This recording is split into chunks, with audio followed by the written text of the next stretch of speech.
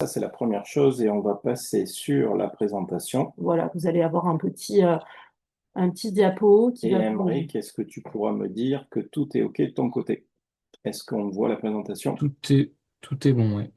OK. Allez, parfait. Donc, ce soir, comme je le disais tout à l'heure, nous sommes avec Maître Caroline Plat-Chevalier. Euh, Elle a déjà un petit peu expliqué les sujets du webinaire de ce soir. Donc, Caroline est notaire au Tolonais près d'Aix-en-Provence. Et voici les objectifs du webinaire. Donc, je te laisse la parole C'est pour ça. redire un petit peu tout ça. Voilà, donc effectivement, donc les objectifs aujourd'hui, comme je viens d'indiquer un petit peu, c'est comprendre donc les enjeux de la perte d'autonomie, que ça peut être d'un point de vue personnel et d'un point de vue patrimonial, découvrir également les outils que l'on a aujourd'hui à notre portée, non connus du grand public, et c'est pour ça que j'en parle avec vous ce soir. Donc le mandat de protection future et le mandat post-mortem, et ensuite dans un second temps, donc là on va parler un petit peu de transmission parce qu'aujourd'hui, il est possible d'anticiper un petit peu sa succession, comme je le disais tout à l'heure, sans se faire mourir une première fois et éviter évidemment un bon nombre de conflits qui peuvent intervenir donc après le décès ou après une maladie. Donc effectivement, aujourd'hui, on a véritablement un équilibre à trouver entre ce que l'on peut faire véritablement, donc la liberté, se sécuriser soi et sécuriser aussi ses proches, et ne pas être, on va dire, un souci aussi pour son entourage familial. Et un point de vue qui nous touche tous, j'allais dire en France aujourd'hui, et puis ça ne va pas en nous aidant au petit à petit, c'est la fiscalité. Voilà. Donc voilà les objectifs de ce webinaire. Pourquoi anticiper? Je le disais, aujourd'hui on a une population qui est de plus en plus vieillissante, donc on le voit, aujourd'hui on a beaucoup plus de retraités que de jeunes actifs qui sont là pour faire tourner le pays, donc il faut commencer véritablement à prendre ces sujets en fait à bras le corps et essayer justement d'anticiper sur une éventuelle dépendance ou un imprévu. Les outils dont je vais vous parler évite évidemment de passer par tout un procédé judiciaire qui demande énormément de temps. Peut-être que d'ailleurs d'entre vous avez dû faire appel un jour à un juge des tutelles pour mettre un proche sous régime de protection. Ça peut être une habilitation familiale, une curatelle, une tutelle.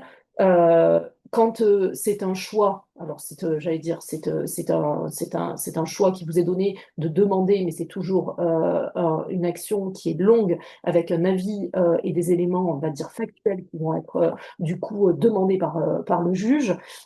Et donc pour ça, effectivement, le mandat de protection future va vous permettre de préserver entre vous une harmonie familiale et de garantir effectivement la continuité dans la gestion de votre patrimoine, mais patrimoine, j'allais dire immobilier, que tout ce qui va être gestion de votre vie quotidienne et personnelle.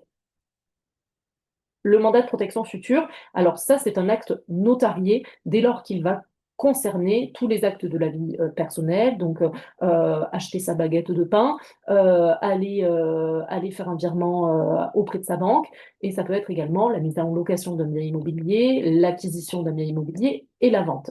Ce mandat, il faut bien avoir en tête que c'est vous qui le décidez de votre vivant et en pleine capacité. C'est-à-dire qu'il faut se dire, demain, s'il m'arrive quelque chose, je fais un AVC, j'ai un accident de voiture, je sais que j'ai une personne de confiance qui prendra en charge l'intégralité de ma protection, qu'elle soit personnelle et patrimoniale. Donc effectivement, l'entrée en vigueur de ce mandat, c'est que l'incapacité. Donc, même si vous avez signé avec le notaire un mandat de protection future, avant de l'ouvrir, moi, les clients que j'ai qui viennent à l'étude me disent, bon, ben voilà, écoutez, finalement, ma maman n'est plus apte aujourd'hui à pourvoir de ses intérêts. Ce n'est pas moi, notaire, qui vais prendre la décision, évidemment, de mettre en place ce mandat. Il faudra justifier justement un certificat médical par un médecin qui est agréé auprès de la cour d'appel. Ça, j'allais dire, c'est le seul document administratif qui est rapidement accessible, qui permet évidemment de dire, bon là, la personne est incapable, il faut se dépêcher, il faut prendre les choses rapidement. Ce mandat, il vous permet de désigner un proche. Donc, un proche, ça peut être votre frère, votre sœur, votre tante, n'importe qui en qui vous avez le plus confiance et qui j'allais dire, n'a pas de, enfin, vous n'avez pas de secret particulier pour elle ou lui, dans le cas où un jour, ben, justement, vous êtes dans l'incapacité de vous gérer vous-même et de gérer vos biens personnels. Donc, ça peut être également un professionnel dans le mandat. Vous pouvez dire, ben, je donne tout pouvoir donc à ma sœur ou à un mandataire ad hoc qui sera choisi donc à l'ouverture de mon incapacité pour me représenter. Si jamais, effectivement, dans ce mandat, il y avait, alors parce qu'il y a une chose est sûre, vous allez me dire, je pense que les questions viendront en suivant, mais est-ce qu'elle peut tout faire pour moi? Alors, évidemment, on peut cloisonner ce mandat, on peut y mettre toutes les actions, comme en encadrer certaines. Si jamais, évidemment, vous avez un mandat qui est général et qui permet de gérer votre vie personnelle, comme je disais tout à l'heure, faire un virement à la banque, acheter une baguette de pain, faire vos courses, et ben, compte tenu de votre situation patrimoniale, la décision à un moment de vendre le bien, ça, effectivement, il faut le justifier. Le premier pas de justification, en fait, pourquoi vous allez le mettre en place, donc je l'ai dit, le certificat d'indemnité, et ensuite vous allez voir le notaire en lui disant, vous allez rendre des comptes, donc à moi. C'est-à-dire que cette année, aujourd'hui, les comptes de la personne qui est en incapacité, par exemple, donc ses revenus, aujourd'hui, telle année sont de temps, j'ai des dépenses d'aliments, de loyer, de crédit qui sont de temps. Aujourd'hui, tout fonctionne bien, c'est chouette. Moi, je garde à l'étude les justificatifs comme quoi la personne a bien géré le patrimoine de la personne incapable. Si jamais je vois qu'il y a un souci dans la gestion des biens et que la personne que vous avez mandatée en use et organise un petit peu, elle, sa vie patrimoniale par rapport à votre patrimoine à vous, je peux faire appel au juge là qui viendra effectivement mettre un petit peu le nez dans tous ces éléments de contrôle et faire en sorte de mettre en place ben, une rigueur ou même mettre fin au mandat si le juge nécessaire. Voilà. Donc, il faut, là, on en parle rapidement, mais c'est vrai que dans la lecture d'un mandat de protection future, c'est un acte qui va faire une vingtaine de pages et véritablement, on organise tout et on prévoit effectivement une rigueur qui doit être tenue et par le notaire et par la personne, parce que souvent on se dit, si je désigne ma sœur, c'est peut-être pas lui faire un cadeau, il faut peut-être l'informer avant, de lui dire, voilà, je souhaite te désigner comme mandataire si jamais ben, je casse la pipe, est-ce que tu te sens capable de faire cette mission? C'est vrai que c'est bien d'avoir cette notion en amont. Voilà, Et on ne désigne qu'une personne. qu'une personne, On ne tout peut à pas fait. désigner deux personnes. Non, Ok. c'est une personne par mandat, tout à fait. On a ensuite le mandat post-mortem. Alors celui-ci, il s'adresse plus à des personnes dont la situation familiale est dans une logique aujourd'hui, j'allais dire, qui suit la tendance actuelle de notre société, j'allais dire dans des familles recomposées où des fois l'entente entre les belles-mères, les beaux-parents ne se font pas, des familles aussi où les enfants se déchirent, où il n'y a plus d'entente avec les parents. Et aussi, ce mandat post-mortem s'adresse aux gérants et aux dirigeants de société. En effet, il est très utile, ben, comme je le dis là ici, en présence d'enfants mineurs ou de patrimoine complexe. C'est-à-dire que ce mandat, vous pouvez le faire de votre vivant. Encore une fois, il faut avoir votre pleine capacité, mais ce qui ouvrira le mandat, c'est votre mort. Donc voilà. Mais à votre mort, on aura ce mandat qui prendra effet, qui est enregistré tout comme un testament. Donc tout notaire, en fait, même si vous avez signé un mandat à Aix-en-Provence au post-mortem et que vous décédez à Paris, ben, le notaire parisien en charge de la succession saura qu'il a été signé ce type de mandat. Donc, effectivement, enfant mineur, ça s'entend. Vous décédez, vous avez des enfants mineurs, ils ne sont pas aptes à prendre, eux, les décisions. Au lieu que ce soit un mandataire ad hoc qui soit désigné par le juge, ben, vous avez anticipé et vous avez permis à une personne de confiance de gérer vos biens immobiliers et vos biens personnels. Patrimoine complexe, c'est le dirigeant de société. Mais qui s'adresse en fait à tout type de dirigeant. Quand je dis dirigeant, ça peut être votre boulanger, ça peut être votre mécanicien, ou ça peut être le PDG d'une grande boîte du CAC 40. Il peut, lui, s'il lui arrive quelque chose, ben, désigner une personne de confiance qui va gérer donc le patrimoine de l'entreprise, la gestion de l'entreprise, le temps effectivement que la transmission aux enfants se fasse, ou que la transmission ou que la vente dans l'entreprise se fasse. Donc là, c'est vraiment le bras droit qui va permettre la continuité de tout ce qui va être activité professionnelle, et ça, après la succession. Donc j'allais dire, une fois qu'on signe ces deux types de mandats, soit l'un ou soit l'autre, on est quand même, on a une chape de plomb quand même qui tombe un petit peu, et on se dit, bon, s'il m'arrive quelque chose, je sais ce qui va en retourner.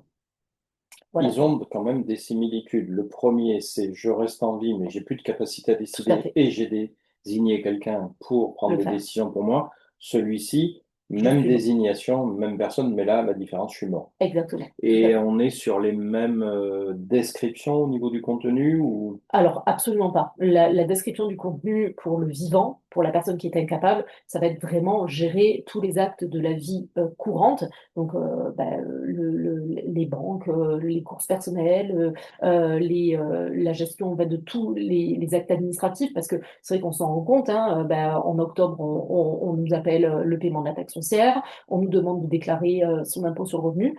Toutes ces choses-là de la vie courante sont prises en charge par le mandataire. Le mandat post-mortem, lui, c'est tout autre chose. Là, on va vraiment s'attaquer au patrimoine, mais après le décès. Donc vraiment, c'est la succession. Comment gérer le patrimoine, donc successoral, après le décès, on va dire, de la personne qui était propriétaire d'un parc immobilier, qui était en location. Ben, ça, il va falloir prendre attache avec, par exemple, tout comme toi, les personnes qui gèrent et qui aident les personnes à gérer leurs biens locatifs. Voilà, c'est cette personne-là qui va faire tampon entre les héritiers et le règlement de la succession. et au niveau de la granularité du détail du contenu, on va jusqu'où on veut dans le détail. Jusqu'où on veut. Moi, il m'est arrivé de faire alors là, pour des dirigeants, en fait, avec de très grosses entreprises, à faire équipe avec un avocat pour véritablement parler de tout ce qui pourrait arriver au sein de la structure, donc rentrer dans des détails qui sont même pour moi, qui sont pas connus, parce que là, on rentre vraiment dans la vie du dirigeant et le vrai fonctionnement de l'entreprise. C'est-à-dire que la personne va être chapeautée en lieu et place du dirigeant du jour au lendemain. Donc, si c'est une entreprise qui génère un gros chiffre d'affaires, celui-ci, il ne faut pas qu'il baisse. Donc, la mission, ça va être vraiment désigner la personne qui sera le plus apte à prendre cette mission. Voilà. Donc, première partie, voilà, webinaire, on va dire anticiper. Donc, encore une fois, anticiper, ce n'est pas se faire mourir. Donc, penser éventuellement à gérer son avenir.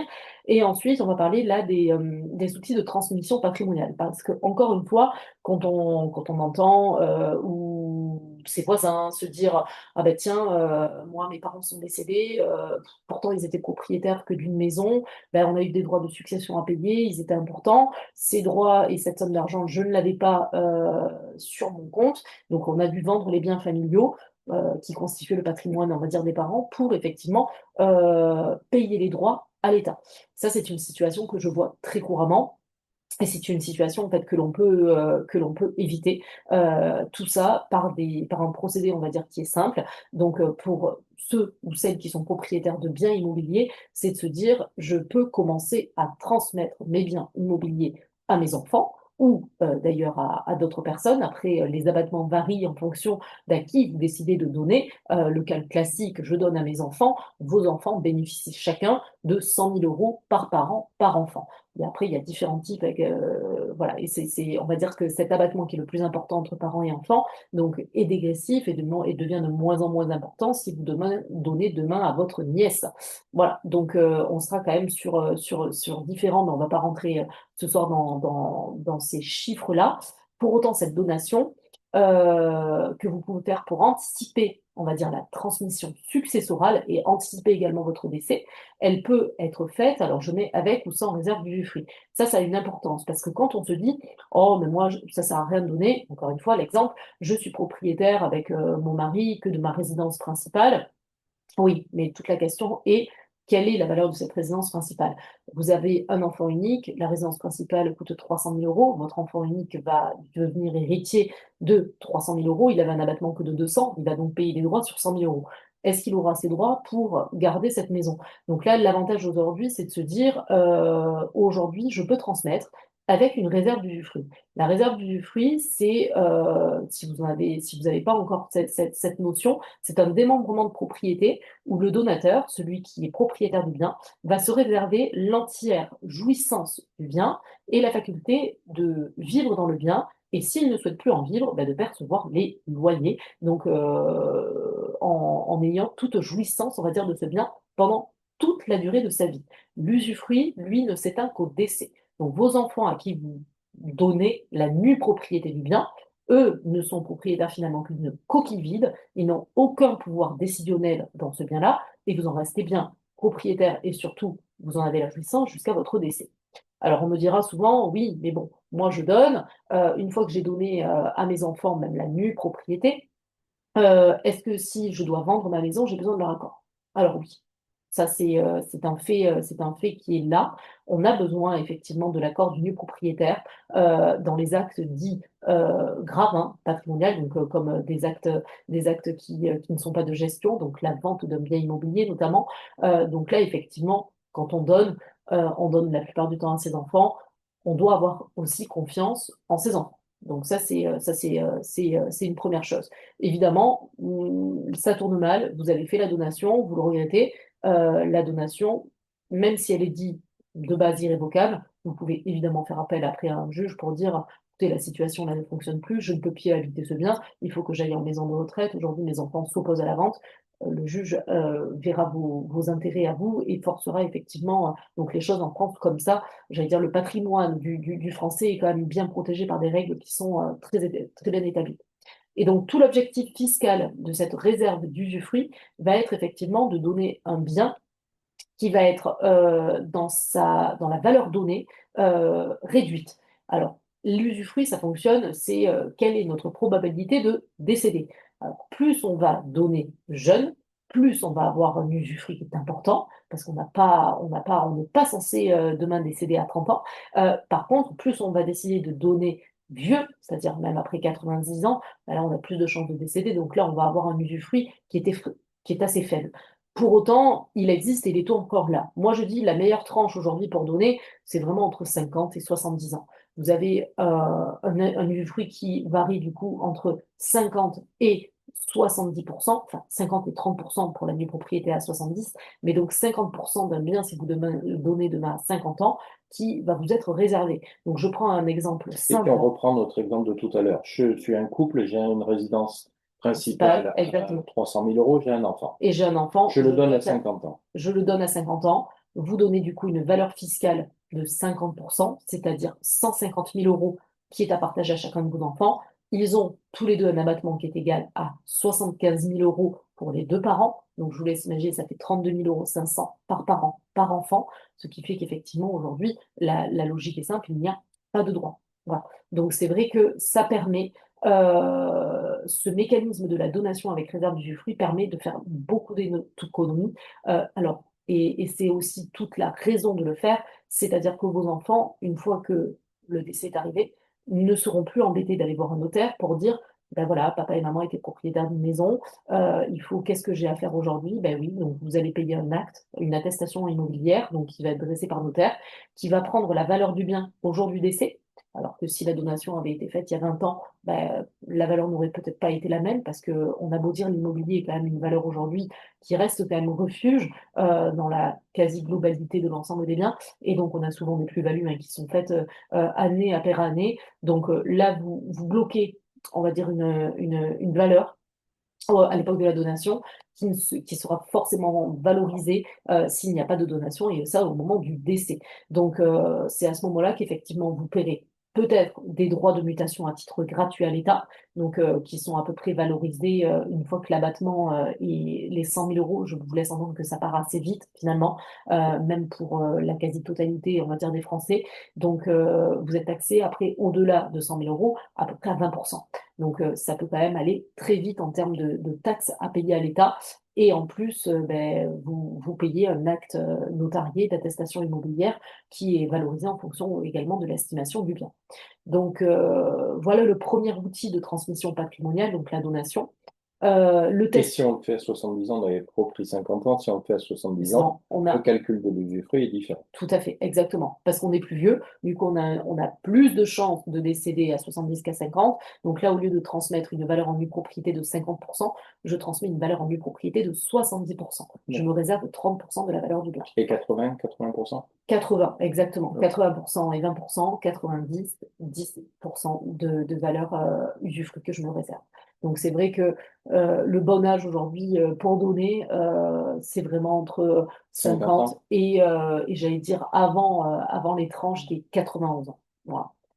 Le testament, donc le testament, c'est bien parce qu'il permet en fait, si jamais vous avez des personnes qui ne veulent pas anticiper la transmission patrimoniale, il permet d'organiser votre succession. Alors lui, il pourra décider, enfin vous pourrez décider au terme de votre testament de léguer une quote-part en plus à un de vos enfants, de priver un autre de sa quote-part, tout en ne pouvant pas faire de lui justement un étranger à votre succession. Il faut savoir que les enfants sont des héritiers réservataires et qu'on ne peut pas déshériter ses enfants. Voilà, donc le testament, effectivement, voilà, c'est sur différentes situations. On parle beaucoup de testament aux personnes qui sont veufs, sans enfants. Pour bah, appréhender où va le patrimoine une fois que je décède et que je n'ai pas d'héritier. Et également donc à tout ce qui va être le type de personnes qui vont être pacsées aussi. Donc là, on utilise beaucoup cet outil de transmission patrimoniale. L'assurance vie, alors ça c'est un sujet moi qui est hors notarié, mais pour le coup qui permet effectivement pour des personnes qui ont beaucoup de liquidités, ben, effectivement de pouvoir à des conditions qui sont très favorables, permettre effectivement de défiscaliser pas mal d'argent. Donc vous avez quand même pas mal d'outils qui sont très intéressants avec les assurances vie, parce qu'il faut savoir que tout contrat d'assurance vie qui est conclu avant ces 70 ans sont complètement exonérés de droits de succession. Donc ça, c'est-à-dire que le notaire va voir un contrat d'assurance vie souscrit avant vos 70 ans, on n'en parle même pas.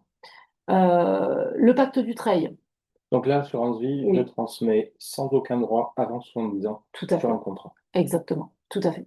Le pacte du trail, la SCI, le démembrement de propriété, j'en ai un petit peu parlé. Le pacte du trail, alors lui, alors je ne sais pas si c'est vraiment vous êtes aujourd'hui concerné par ce type de sujet. C'est un outil qui a été dernièrement mis en place, enfin dernièrement, il y a quelques années maintenant, qui permet de transmettre du coup à ses enfants une entreprise en bénéficiant de 75% d'exonération. Donc là, on est sur un outil, d'ailleurs, il tendait à être remis en cause là récemment. Finalement, on a prouvé que avec un lobbying important justement de l'ensemble des avocats et des notaires, que sans pacte du trail aujourd'hui, on aurait beaucoup d'entreprises et beaucoup de dirigeants qui mettraient les sièges sociaux des entreprises ailleurs. Donc, on a quand même tout intérêt aujourd'hui, parce qu'on a beaucoup tendance à taper sur les gens qui sont très riches, sauf qu'aujourd'hui, les gens qui sont très riches rapportent aussi beaucoup d'argent à l'État. Donc ça, il ne faut pas l'oublier, hein. Donc le pacte du trail permet à nos dirigeants de très grosses entreprises ou de moyennes entreprises et même de petites entreprises de céder à moindre coût celle-ci à ses enfants. Voilà. La SCI, je ne sais pas si c'est trop l'objet aujourd'hui pour vous, mais effectivement, elle peut être un outil de la constituer avec ses enfants, avec son épouse, avec d'autres personnes si vous le souhaitez, pour vous constituer un patrimoine, on va dire, locatif la plupart du temps, parce qu'on n'achète pas en SCI sa résidence principale. Là, c'était aussi beaucoup des fois de mes confrères vendaient la SCI pour dire mettez-vous en SCI, achetez votre résidence principale, ça n'a aucun intérêt. On va dire que les sociétés aujourd'hui qui sont présentes dans notre vie, on parle beaucoup de SCI pour l'immobilier et la SARL de famille. Ce sont deux types de sociétés effectivement qui vous permettent également de transmettre à moindre coût votre patrimoine. Voilà. Aujourd'hui, c'est sûr que s'il est constitué en nom propre, ça sert à rien de venir demain demander des conseils pour créer une SCI et apporter vos biens immeubles à cette SCI parce que ça vous coûterait extrêmement cher. Voilà.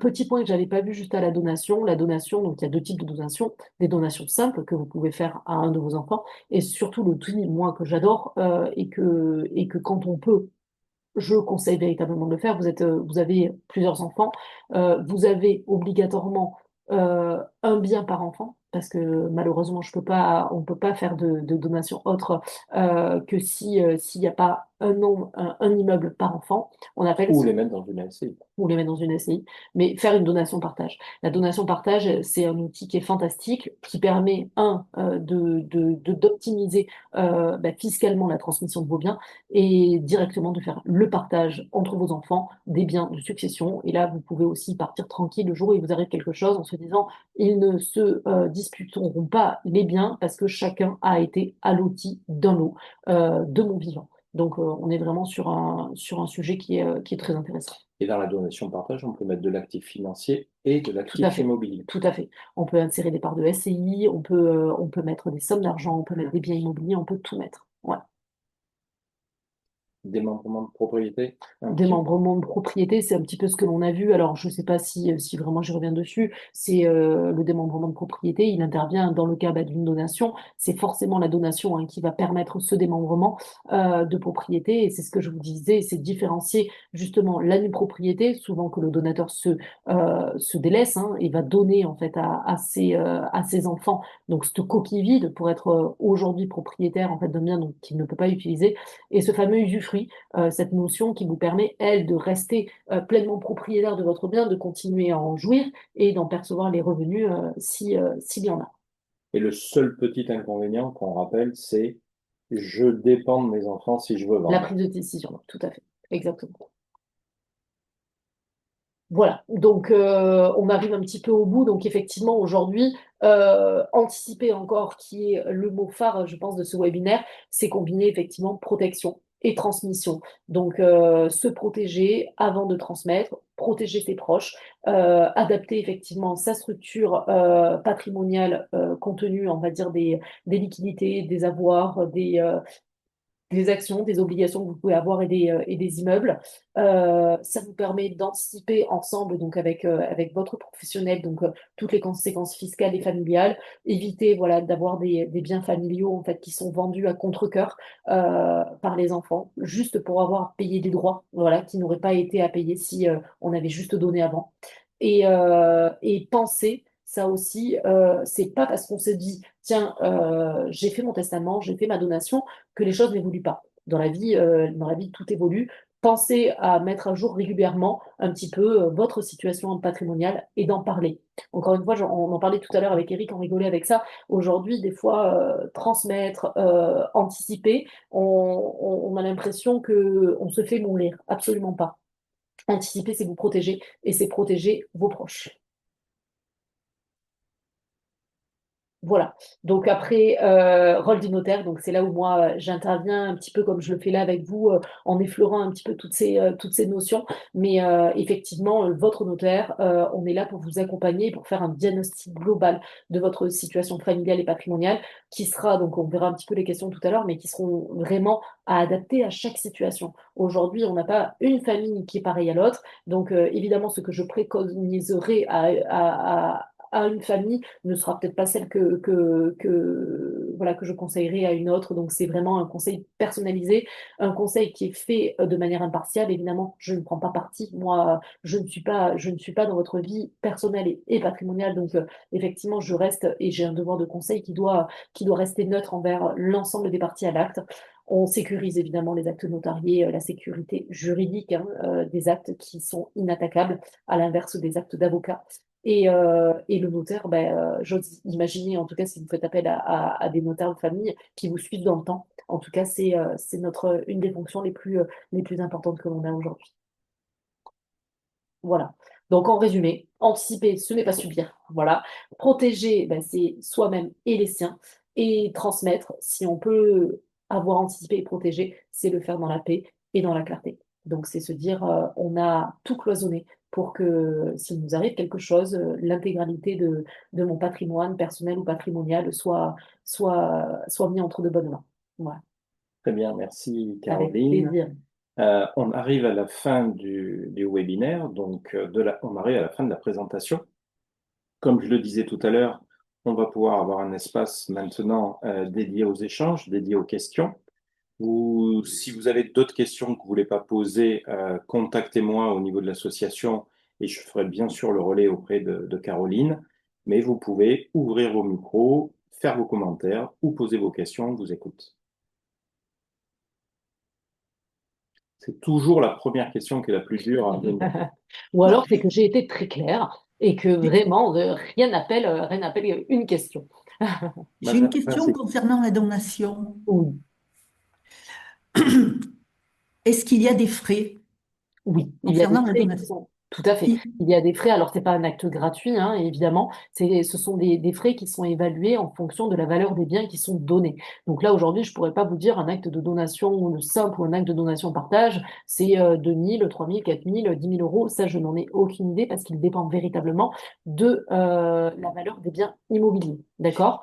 Ensuite, si la donation, elle porte sur des biens qui vont au-delà des abattements, comme je le disais tout à l'heure, par rapport à un enfant, ils reçoivent chacun 100 000 euros par parent par enfant, c'est-à-dire qu'un couple peut donner jusqu'à 400 000 euros sans droit. S'il donne un bien qui en vaut 800, et en pleine propriété, du coup, il y aura des droits en plus au moment de la donation qui seront évalués sur 400 000 euros. Vous voyez? Donc Mhm. effectivement, c'est un acte qui permet de réduire la fiscalité, donc parce qu'effectivement, on peut s'exonérer de droits dans tout un tas de donations, et c'est pour ça qu'on en fait beaucoup aujourd'hui. Et après, c'est un acte, effectivement, qui a un coût, et ce coût est à déterminer au moment où on ouvre le dossier et on estime un petit peu les biens immobiliers. D'accord.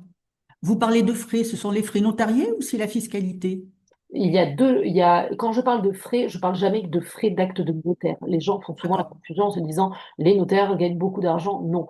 Sur l'ensemble des frais que l'on vous annonce, les provisions sur frais des actes, par exemple, une donation qui serait de 10 000 euros, par exemple, il y a 8,5% de taxes qui partent à l'État. Des taxes D'accord. C'est ça départementales, les des frais. taxes communales, des taxes de publicité foncière. Mhm. Donc, il y a pas mal de choses qui partent à l'État. La rémunération du notaire entre les actes varie entre 1 et 3% maximum.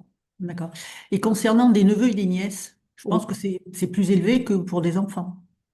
Les Alors, frais sont plus élevés. les frais de donation seraient les mêmes. Le frais d'acte en lui-même ne bougerait pas parce que moi, c'est pas parce que vous donnez à votre enfant ou que Oui, vous donnez à oui. votre Non, enfin, nièce. disons par rapport à la Voilà. fiscalité Oui, alors. la fiscalité, effectivement, il y aurait un abattement qui est beaucoup moins important. Donc là, on aurait au-delà de 15 000 euros, vous auriez des droits à payer. Donc ça peut aller très vite. 15 000 € pour neveux et nièces. Tout à fait. D'accord. Ok. Je vous remercie. Je vous en prie.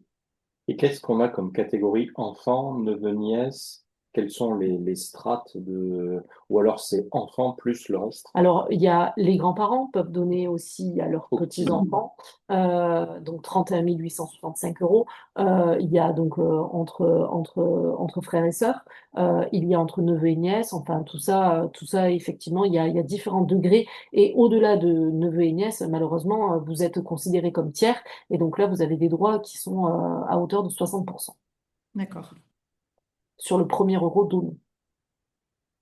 Moi, j'ai une question à vous poser, je peux? Allez-y, allez-y. En rapport des neveux et nièces qu'a posé la dame. Moi, j'ai perdu ma sœur et mes parents, donc je m'occupe beaucoup de mes neveux et nièces. Oui. Donc, est-ce que j'aurai, si je leur fais une donation, autant de frais que si leur maman était encore vivante? Oui, malheureusement, oui. Parce Ah, qu'aujourd'hui, effectivement, vous, si vous leur donnez quelque chose, vous leur donnez, on va dire, de votre patrimoine à vous, qui n'est plus celui de votre sœur, effectivement. Donc, si votre sœur avait donné de son vivant, ben, elle aurait pu faire bénéficier ses enfants d'un abattement de 100 000 euros chacun. Vous, mhm. effectivement, aujourd'hui, le mécanisme que l'on peut des fois appliquer dans certains cas de représentation ne s'applique pas pour vous. D'accord, ok. Merci beaucoup. Je vous en prie. De rien. D'autres questions? Oui, si c'est possible. C'est possible. Allez. Euh, Quand une donation partage a été faite, c'est notre cas, pour l'ensemble de nos biens, avec réserve d'usufruit, comme vous avez expliqué très bien, dans cette donation partage, il y a un élément qui est notre petit appartement de Biot, qui est en LMNP, et donc il a été évalué par le notaire à la valeur qu'on l'a acheté. Ouais. Or, aujourd'hui, il vaut même pas 40% de ce qu'on l'a acheté. Comment ça se passe pour rétablir une équité entre les enfants qui ont été bénéficiaires de cette donation partage? Alors, vous pouvez. Alors, aujourd'hui, l'inéquité, j'allais dire, malheureusement, c'est un petit peu le marché qui veut ça. Votre enfant, vous m'auriez peut-être posé la question si votre bien, alors là, c'est dommageable parce que c'est une moins-value. Peut-être que la question aurait été différente si un enfant, effectivement, qui avait été alloti d'un bien, avait pris une plus-value de plus de 200 000 euros. Le, le problème que l'on a, c'est qu'aujourd'hui, lorsque l'on signe la donation-partage, on la signe avec des valeurs. Et si vous regardez votre acte de donation-partage, votre notaire a dû vous l'expliquer, cet acte, il est inattaquable. On ne peut pas revenir dessus. Votre enfant qui a été D'accord, alloté d'un lot qui valait 80 000, finalement, il en vaut 40. Il ne peut pas aller voir son frère ou sa sœur à la fin en disant d'accord. j'ai reçu moins que toi parce que j'ai pas eu de chance dans le lot. Non, c'est un lot qui a été signé d'un commun accord entre toutes les parties. Et donc, sauf après décision de l'ensemble des donateurs et donataires de refaire une donation-partage pour lequel on rééquilibre éventuellement des lots, ce serait possible. Mais encore une fois, malheureusement, ce serait des frais pour vous, pour éventuellement vos enfants. Ça dépend qui prend en charge ces frais-là. Mais c'est vrai que bon, j'allais dire, la personne qui est allotie d'un lot fait son propre état de la moins-value ou de la plus-value. Donc, on a intérêt à se débarrasser de ce bien vite fait, Si de vous souhaitez façon, effectivement, si vous souhaitez le vendre avec l'accord de votre donateur, il n'y a aucun problème. ouais. Et à ce moment-là, on peut rétablir l'équité beaucoup plus simplement. Tout à fait. Exactement. D'accord. Ouais, Bien reçu, merci. avec Et pour plaisir. éviter ça, on peut reparler de la SCI. Il n'y a pas d'inéquité dans la SCI, puisqu'ils sont tous propriétaires et Oui, indivisaires. c'est ça. Si Voilà. on Alors, veut éliminer un peu cette notion de plus-value, moins-value sur ouais. des biens immobiliers qui vont fluctuer, Ouais, alors moi c'est là où je suis un peu moins favorable que toi à la SCI que plutôt que tes donations partage comme vous l'avez fait, c'est que la SCI effectivement vous êtes tous propriétaires, les engage les engage les uns envers l'autre. C'est une avant et après. indivision, voilà, c'est une indivision cachée. Aujourd'hui, vous le savez, l'indivision c'est un régime alors qui est très bien au demeurant, hein, des fois on peut pas mais pour autant qui a une rigidité incroyable et qui sans l'accord de tous les indivisaires on est dans des situations de blocage terribles et sans faire appel malheureusement au juge, on ne peut pas se sortir des fois de situations indivises. Donc la donation portage, elle allotit véritablement des lots en pleine propriété. Donc à mon décès, ils sont tous propriétaires de la pleine propriété et chacun n'a rien à voir avec l'autre. Et c'est nous, notaires, ce que l'on aime. Voilà. Une question, on peut mettre un LMNP dans une SCI? Non, absolument pas. Une Ah, SCI, d'accord. non, une Parce que SCI, M. Bertorello parlait de SCI. Sur alors, de l'habitation, sur de l'immobilier classique. sur de Ah, l'immobilier classique, classique oui, ou de d'accord. l'immobilier qui est loué, mais avec des baux d'habitation qui sont de nus. Traditionnel. Voilà, Oui, on va dire le bail d'habitation meublé, le loueur meublé non professionnel, c'est une activité qui est commerciale. Donc là, d'accord, si vous souhaitez le faire dans le biais d'une société, c'est vraiment une SARL de famille qu'il faut constituer et pas une SCI. d'accord. Alors, J'ai une question, s'il vous plaît. J'ai fait une donation partage à mon fils avec la réserve d'usufruit. Oui. C'est sur des résidences secondaires. Si je veux vendre une résidence secondaire avec l'accord de mon fils et je rachète quelque chose d'autre, la réserve d'usufruit, elle se poursuit elle se poursuit, c'est ça? Alors, il faut bien le mentionner dans l'acte d'acquisition. C'est-à-dire qu'effectivement, vous pouvez subroger le prix de vente du bien qui est en donation à votre fils dans un nouveau bien. Et donc là, c'est votre acte d'acquisition qui sera fait par tous les deux. C'est-à-dire vous à hauteur de la nue propriété du bien et votre fils à hauteur de son usufruit. Enfin, inversement, votre fils la nue propriété et vous votre usufruit. Ça, c'est tout à fait possible. Et D'accord. effectivement, vous permettez en fait de conserver ce dispositif et ces avantages fiscaux que vous aviez eu au moment de la donation dans la valorisation d'un nouveau patrimoine. Ouais. D'accord. Et si on veut rien, si on ne veut, on n'achète rien, comment ça se passe derrière? Le prix de vente est ventilé en fonction de son âge et donc de sa valeur en usufruit et en nue propriété. D'accord. Ouais. OK. Merci. Donc, D'autres questions, commentaires?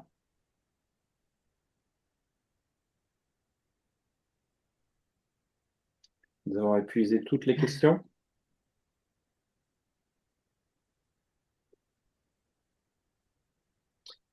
Si on a épuisé toutes les questions, donc je vous propose de mettre fin à ce webinaire. Je vous remercie pour votre participation. Je remercie Caroline pour son exposé. Et merci à tous Et d'être si vous connectés. avez des questions, n'hésitez pas à revenir vers nous. Vous aurez la présentation et le replay dès demain.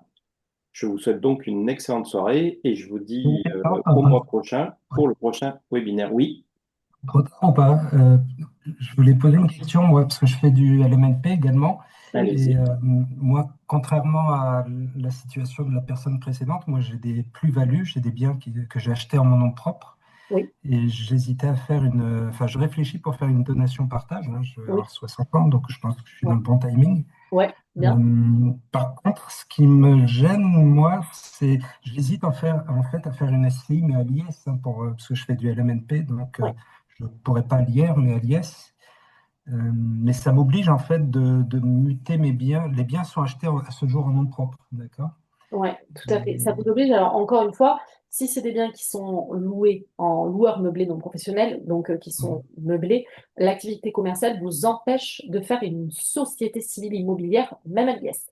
Donc déjà, le choix de la société n'est pas bon. Vous ne pouvez pas faire une SCI à l'IS. Par contre, vous pourrez faire une SARL de famille, qui est la même chose, sauf que on le passe sur statut de société à responsabilité limitée, qui elle a un objet commercial et qui se font complètement et qui permet effectivement aux personnes de faire de la location meublée sans souci et sans remise en cause de l'objet de la société. Par contre, effectivement, dans votre cas, si vous souhaitez les transmettre à une société, il va y avoir une vente qui se fait entre votre patrimoine personnel et votre patrimoine, la personne morale qui va être créée. Donc là, en fonction du prix de vente qui est déterminé, il se peut qu'il y ait des plus-values, il se peut effectivement qu'il y ait, et ça c'est évident, des taxes départementales, communales et l'État qui viennent s'ajouter au niveau de la mutation. C'est véritablement un acte de vente. Donc là, vous allez avoir à peu près 8% de taxes sur la valorisation du bien. D'accord? Donc c'est vrai en fonction des enjeux, c'est peut-être bien de se dire aujourd'hui, je vends mon patrimoine personnel en l'état, je réinvestis cette somme que j'ai accumulée, je crée une société, une SARL de famille avec mes enfants, et là, au travers de cet argent que j'ai dégagé de la vente de ces biens, je procède avec la SARL de famille à différentes acquisitions. Ouais. Oui, je comprends, mais ça m'arrange pas trop parce que j'ai des rentabilités qui sont très très bonnes et j'ai pas trop Et envie oui, de m'en ouais, séparer. ouais, Donc du coup, dans mon cas, c'est plus une c'est donation-partage plus une en donation, nom tout à propre fait. alors que je fais. Exactement. Et là, D'accord. effectivement, vous réservez du coup votre nu pro, enfin votre usufruit, donc Oui, vous continuez à percevoir vos loyers. Vos enfants, eux, deviennent nus propriétaires du coup d'un bien. Aujourd'hui, j'allais dire pour eux, dans le patrimoine, ça ne change absolument rien. Ils ne vont pas payer plus d'impôts. C'est juste leur permettre de leur vivant d'être propriétaires d'un bien et d'en avoir la pleine propriété s'il vous arrive quelque chose. d'accord. Ok, merci. Et là, vous êtes complètement exonéré de plus-value. Ok, très clair, merci. Je vous en prie. J'aurais juré que que je pouvais faire une SCI à l'IS en faisant du LMNP. Du tout. Non. Du tout. Non. Malheureusement, D'accord. c'est absolument pas possible. Ah, À l'IR, oui, mais à l'IS, je croyais. non, et non. C'est pas parce que le régime IR-IS, c'est juste la fiscalité de la société qui change. Donc, vous l'imposez à l'impôt sur les sociétés et non à l'impôt sur le revenu. Donc, ça ne rentre plus dans la déclaration de revenus au titre des impôts fonciers. Mais l'objet de la société, ça reste du civil. On est bien sur une société civile. Et vous faites une activité qui est commerciale. Donc, il faut vraiment que l'objet de la société colle à l'activité. Ok, très bien. Merci beaucoup. Avec plaisir. D'autres questions? On avait fait, ça s'appelle un petit rappel, ça, voilà. Donc, une dernière question. Est-ce qu'il y a d'autres questions ou est-ce qu'on conclut ce webinaire? En tout cas, on a vu plein de choses. Si jamais vous avez des questions, parce que des fois la nuit ça peut s'agiter un petit peu là-haut. Si jamais vous avez la moindre question, vous avez envie qu'on reparle un petit peu de choses en rentrant dans du détail, un petit peu à proprement parler de votre situation, vous n'hésitez pas. Voilà. Ok. Je vous souhaite à toutes et tous une très très bonne soirée. Merci pour votre participation et à très bientôt pour le prochain webinaire. Au À revoir. très bientôt. Également. Merci beaucoup. Merci, au Merci, revoir. bonne soirée. Au revoir. Merci, bonsoir. Bonsoir, nous Bonsoir. aussi.